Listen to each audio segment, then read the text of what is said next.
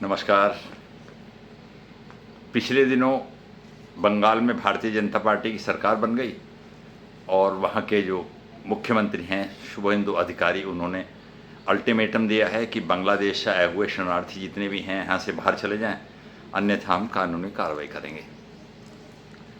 पिछले दिनों भारत के गृह मंत्री अमित शाह ने 4 बार अलग अलग बॉर्डर्स का दौरा किया है, चाहे वो त्रिपुरा हो या बंगाल का हो या राजस्थान का हो।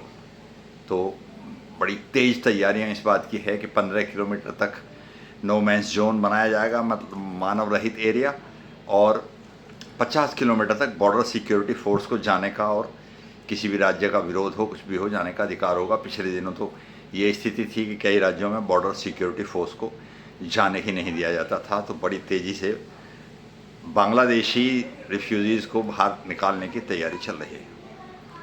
ये तो एक समाचार मात्र हुआ, मगर आखिर ऐसा क्यों? हम तो वसुधैव कुटुंबकम वाले आदमी हैं ना,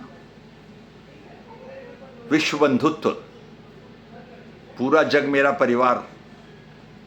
तो प्रॉब्लम क्या है? बांग्लादेशी, पहले तो बांग्लादेश भारत में ही था और पाकिस्तान भी भारत में था, तो ऐसी क्या आफत आ गई कि अचानक? प्रॉब्लम कई हैं। एक देश है भारत, अब एक देश है बांग्लादेश। पिछले 80 साल से वहाँ अलग तरह के नागरिक रहते हैं। यहाँ सबसे पहली बात तो ये है कि जब वे भारत में आते हैं तो राष्ट्र के प्रति उनका कोई समर्पण, कोई प्रेम नहीं होता, क्योंकि उनका राष्ट्र ये नहीं है। अगर नागरिकों का एक बड़ा हिस्सा अपने देश से प्रेम ही ना करता हो, इस देश के कानूनों को ना मानता हो, इस देश के आचार विचार को, जीवन शैली को ना मानता हो, तो उनसे असुविधा है, उस देश को पूरी प्रॉब्लम है। दूसरी प्रॉब्लम यह है कि भारत में पहले ही जनसंख्या का बहुत बड़ा दबाव है।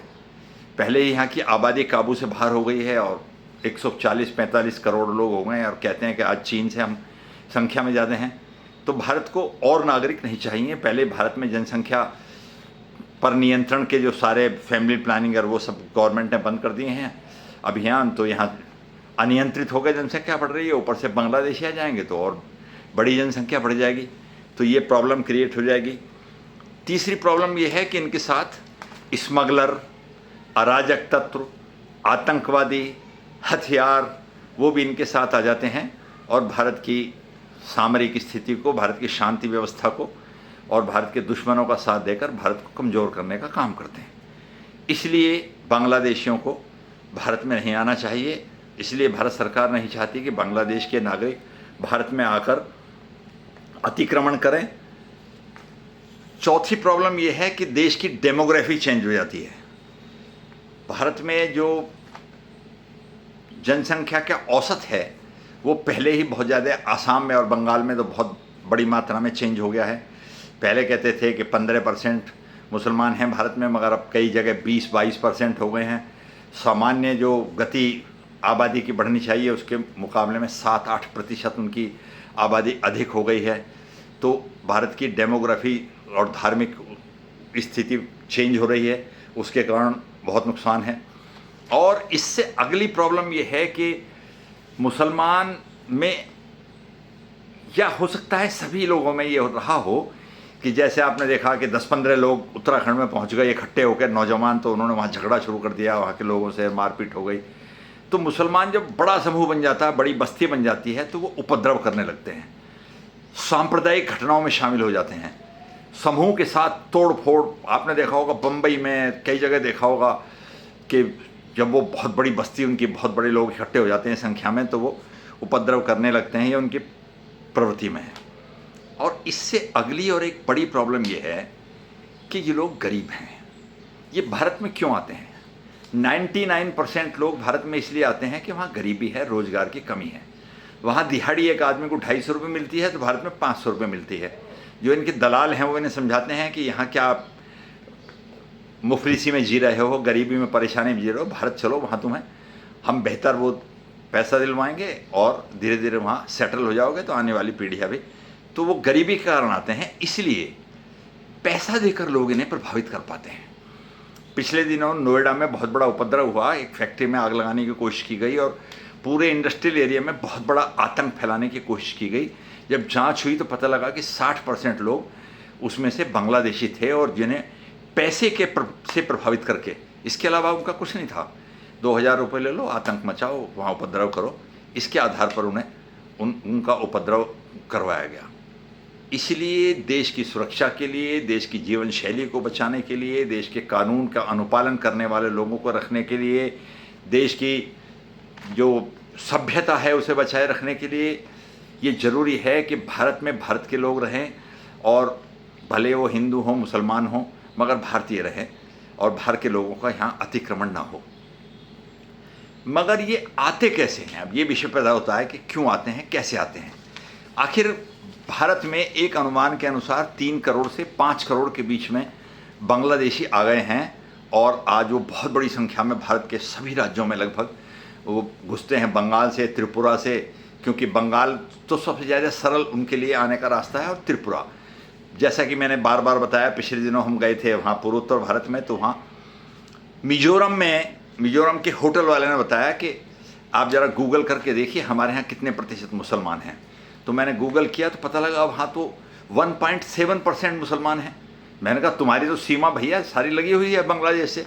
कह रहे हैं उनकी नस्ल अलग है, हमारी नस्ल अलग है, हमारा पहनावा अलग है, हमारा धर्म अलग है, हम ईसाई हैं, तो हम उन्हें घुसने उसने नहीं देते।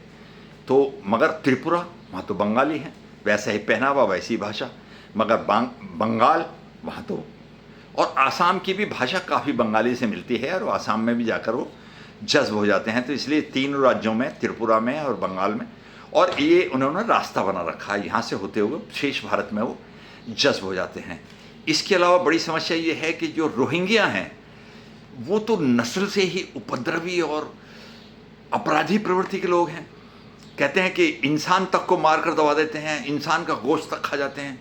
तो उनको तो म्यांमार ने ही बहुत बुरी तरह से भगाया है, तो वो बांग्लादेश ने भी अपने यहाँ उन्हें स्थापित नहीं होने दिया, और बहुत बड़ी मात्रा में भारत में घुस गए। एक अनुमान के अनुसार 50 लाख कम से कम यहाँ रोहिंग्या भारत में रहते हैं। तो वो कौन लोग हैं जो भारत में इन्हें प्रश्रय देते हैं, जिनको भारत में इनके आने से लाभ होता है? आखिर भारत का सारा नागरिक, सारे भारतीय इस बात का विरोध करें कि हम किसी भी बांग्लादेशी को भारत में नहीं आने देंगे, हम किसी भी पाकिस्तानी को भारत में नहीं आने देंगे, तो संभव ही नहीं है। तो आखिर कौन लोग हैं जो इनको यहाँ भारत में आने देते हैं और इनको प्रश्रय देते हैं?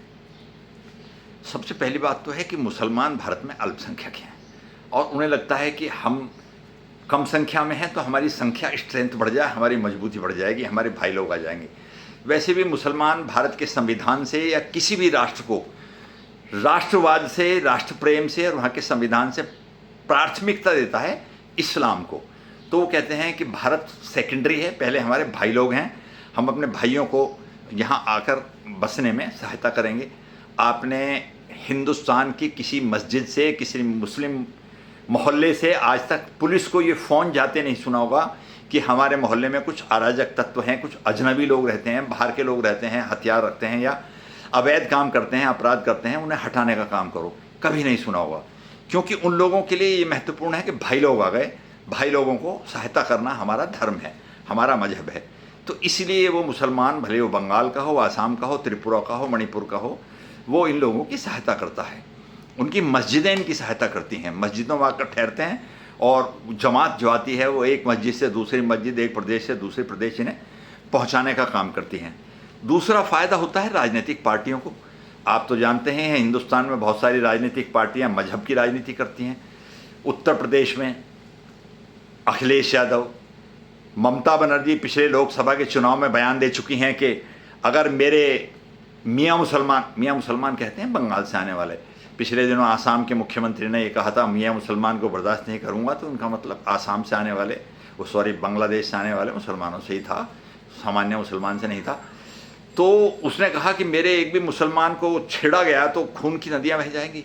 तो वोट की खातिर उनके लिए देश बाद में है, वोट पहले है, पहले सत्ता चाहिए, देश जाए भाड़ में। तो इसलिए वो बांग्लादेश से आने वाले मुसलमानों को प्रेशर देते हैं, क्योंकि अगर वो आएंगे तो भारतीय जनता पार्टी को तो वोट देंगे नहीं, हमको ही वोट देंगे, निश्चित तौर पे वो हमारे वोटर हैं।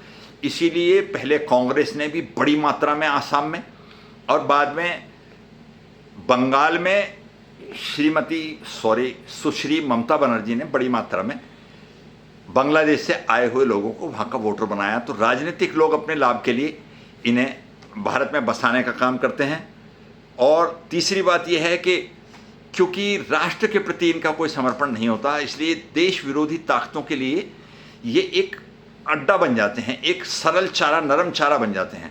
अगर उन्हें कल को स्मगलिंग करानी हो, उनको कल को भारत विरोधी कोई गतिविधि करानी हो, उन्हें कोई चौकियां तुड़वानी हो या उनको रेलवे लाइन पर बम फिट कराना हो, तो ये लोग, क्योंकि भारत कौन सा भारत, अगर आप कहो कि देश में सफाई रहनी चाहिए, कूड़ा मत फेंको, देंगे हमारा देश थोड़े, फेंको साले कूड़े को।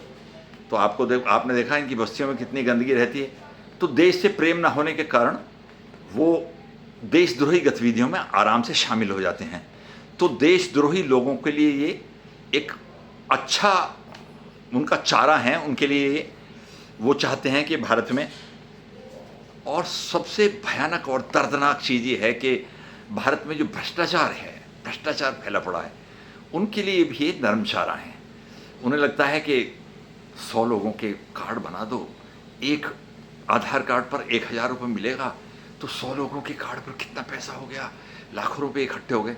तो भ्रष्टाचारियों के लिए, अवैध प्लॉट काट कर इन्हें बेचने वालों के लिए, इनके लिए महंगे दाम पर राशन सप्लाई करने के लिए, रिश्वत लेकर इनकी वोट बनवाने वालों के लिए जो भ्रष्टाचार का तंत्र फैला हुआ है, उनके लिए ये बहुत आसान एक इनका उपयोग कर सकते हैं। और वो चाहते हैं कि बाहर से लोग आएँ, देश वेश से कुछ लेना देना नहीं है। भारत में तो बहुत बड़ी मात्रा में ऐसे लोग हैं जिनके लिए देश सेकंड प्रायोरिटी है, भ्रष्टाचार और पैसा पहला है।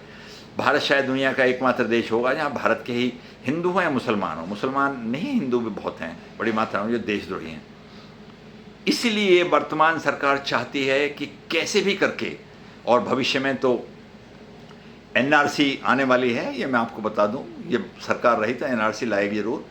और कुछ नहीं है एनआरसी जिसका बहुत भारी मात्रा में पहले विरोध किया गया, लोगों को डराया गया कि मुसलमानों सावधान हो जाओ, एनआरसी आने वाला है। क्या है एनआरसी?